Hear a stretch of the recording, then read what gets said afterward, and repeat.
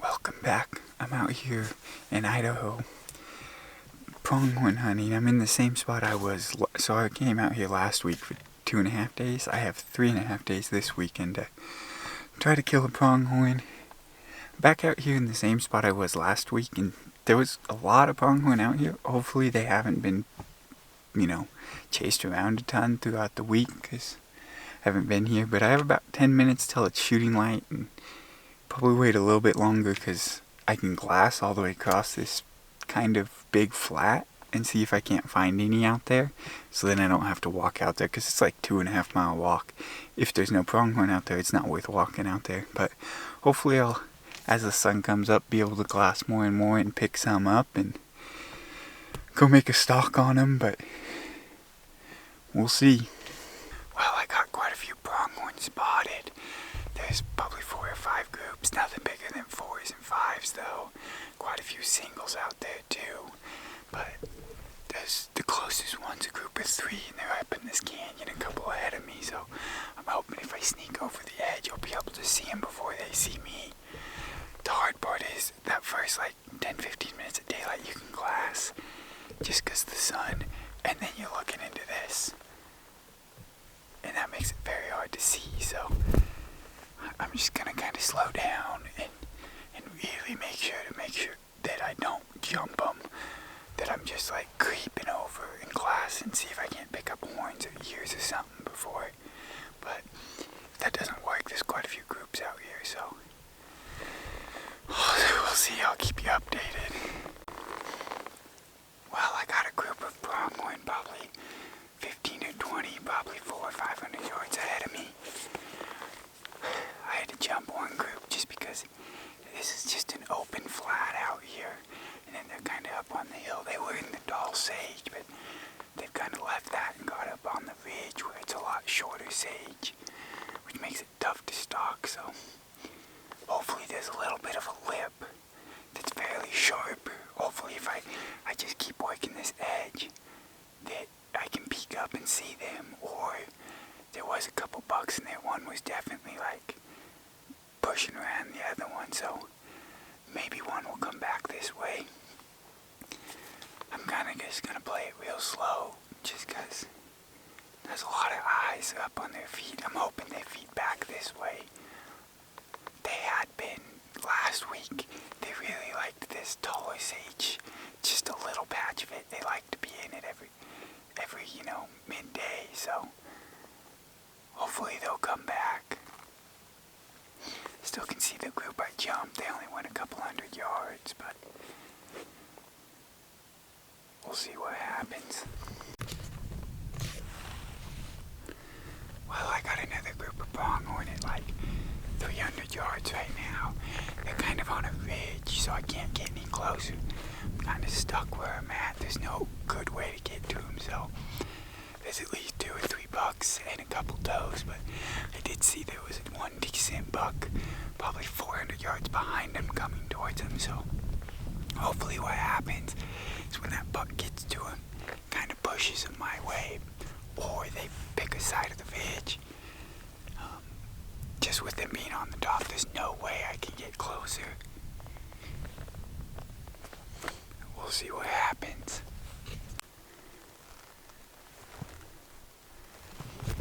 They're at 130. There's no way for me to get closer. I think they're going, there's a water hole right up here. We'll see which way they go after that. Maybe I'll be able to sneak in afterwards. This one right there.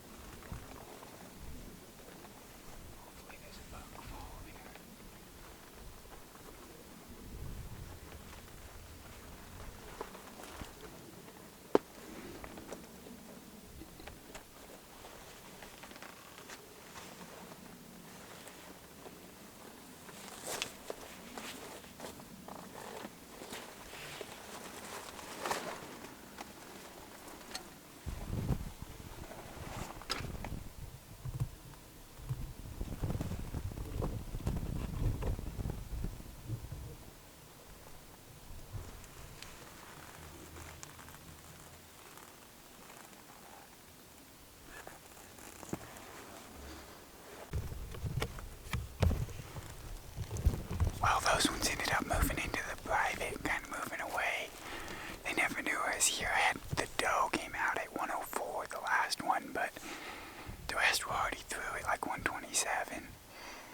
Decent buck and just 4 does, but there's water on the private, so they went and hit water, and now they're just moving up the private, so might go back over and glass back into the big bowl and see if there's, I know there was a couple more. There was one bedded buck that I thought was stockable.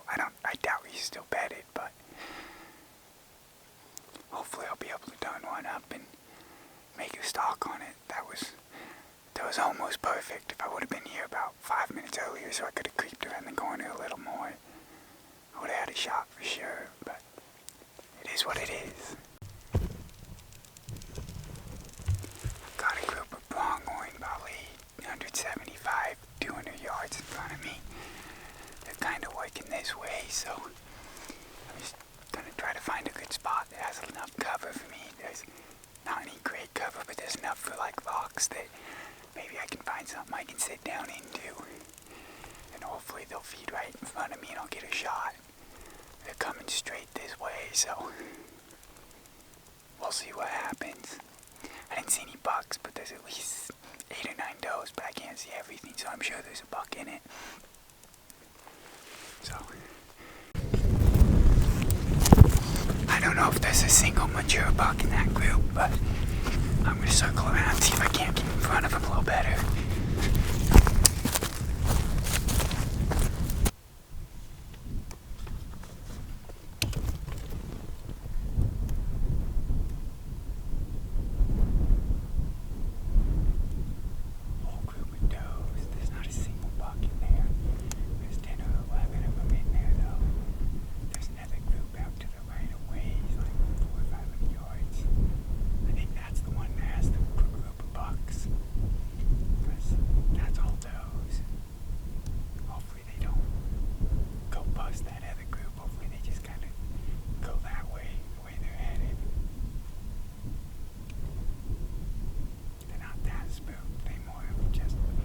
Something's up, but they don't know exactly what's up. So, hopefully I can go make a play on that other group.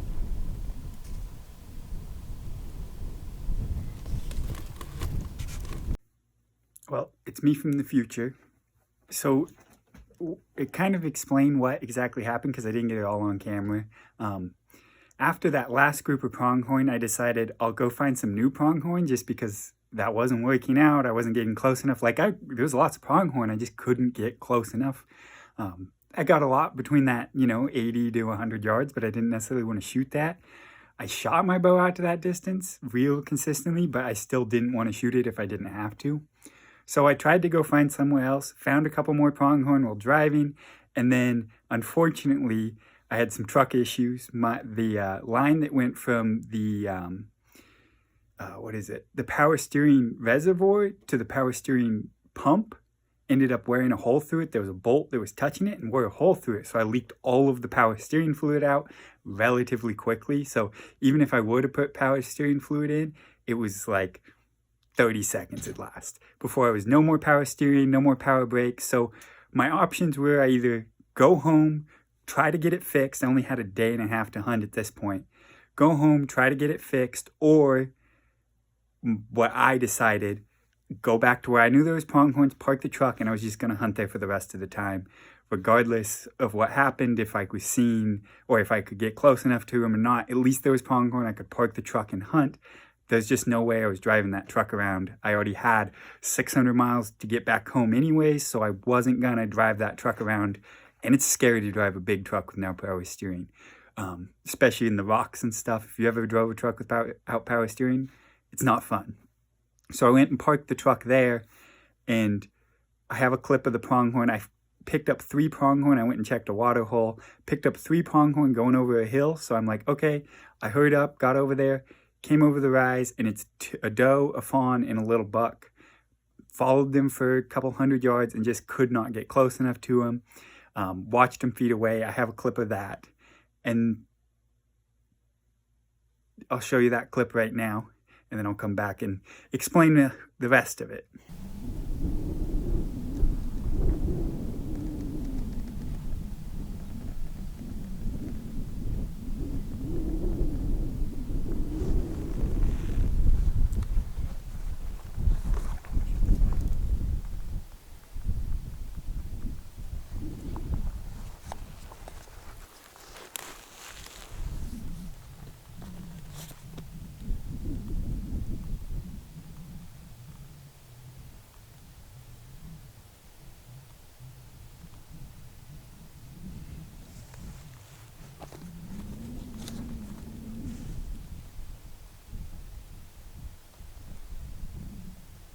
Okay, now that you've seen that clip, so what happened is there was another group off in the background at like 600 yards away, and so in the group I saw the doe, fawn, and little buck were working their way towards that group, and I was like, I decided if I circle around and just wait, there's a big flat that they were on, and the backside's all timbered. You can't really see it, but it's all timbered, so I knew they wasn't going to go down there. They had to come off that flat somehow.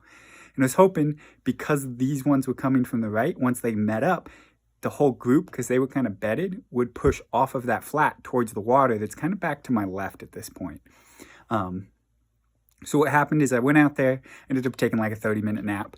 Camera's sitting behind me, bow's sitting to my left, and I'm watching this little buck, doe, and fawn slowly work their way into this bigger buck. There's two bigger bucks and a bunch of does and fawns.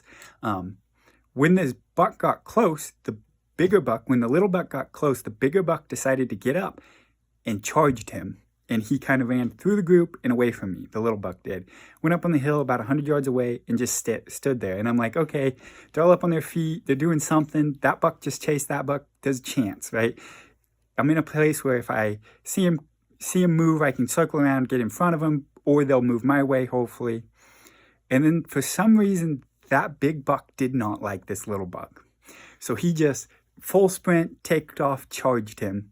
And they did a couple circles on the far side. And remind you, this is 500-600 yards away from me at this point. So at no point do I think, oh, I need to be ready.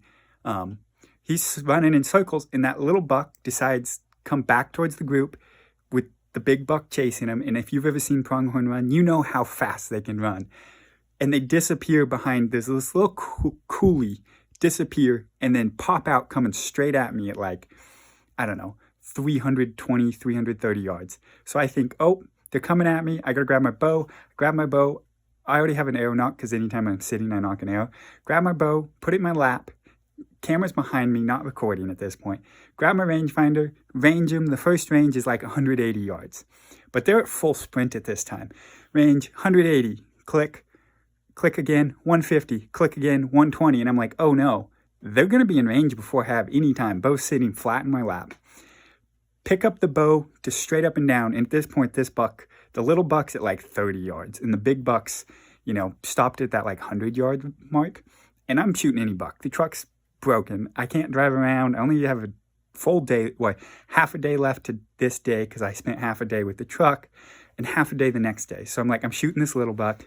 And he's standing there looking at me, not too sure. And he goes to turn around.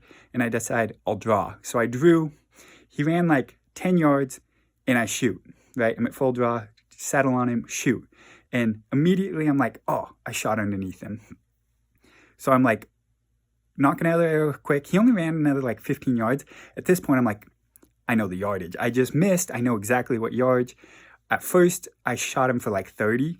So I'm like, if I shoot him at like 45, because he kind of ran parallel to me. If I shoot him at 30, 45, it'll be perfect. Come to full draw, settle, shoot. Again, right underneath him, I thought. And I'm like, shoot, I got to get a range on this next shot. There's no way. He's farther out now. He's ran like another 40 yards. Get a range, and I'm like 86 yards.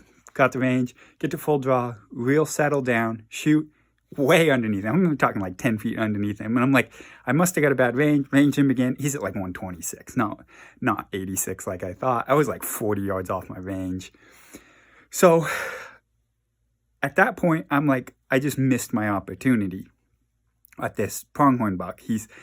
But then again, he hasn't really moved any. So I pulled up my binoculars and realized very obviously there's big red spots on both sides of him. The elevation's perfect. I just hit far back. And as you can hear in the video of the ones earlier, in the video I'm about to show you, the wind's just ripping. It's like heavy wind at this point. 10, 15 miles an hour sustained winds. I just shot at 30 and 45. I know I missed him at the last shot. One of my first two shots ended up hitting him. And I'm shooting severed hybrids. They're the like 2.4 inch cutting. So they have a 0.75 fixed. No, yeah, 0.75 fixed. And then they have an expandable piece that also opens to like a 1.75 or something like that, if I remember correctly. So it's a giant hole. You can see like guts hanging out at this point. And he bedded down looking straight away from me. And I'm like, okay, he's at like 150 yards. I can just go straight at him. I don't care about the camera at this point. I just need to put another arrow at him. I don't want to lose this pronghorn, right? He's got shot. He's not feeling great. So I sneaked up. Every time he's looking away from me, I'll move some. I move some. I move some, right? I get to 60 yards. And at this point, I'm like, there's no way I can get closer because I've lost all cover at this point. There's not even like a pebble between me and him. It's as perfectly flat as possible. Before there was like 2-foot rocks I could kind of crouch behind.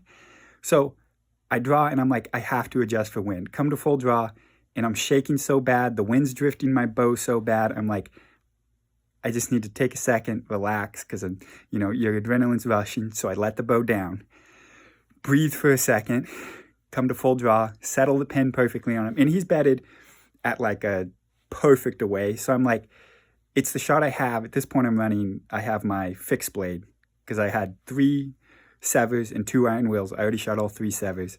Come to full draw, and they're not very wide, so I aim like dead center. I'm shooting 80 pounds. I'm not worried about penetration. It's a fixed blade at this point, single bevel, 600-something grain arrow.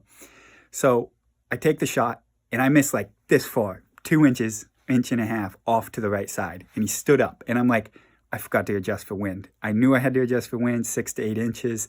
I just didn't do it. Well, at this point, he stands up. He's about the same angle.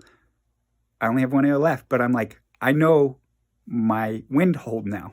So I come to full draw. I settle on him. I shoot. It hits right behind the back hip and goes all the way out the front, like long ways through this pronghorn, completely through him.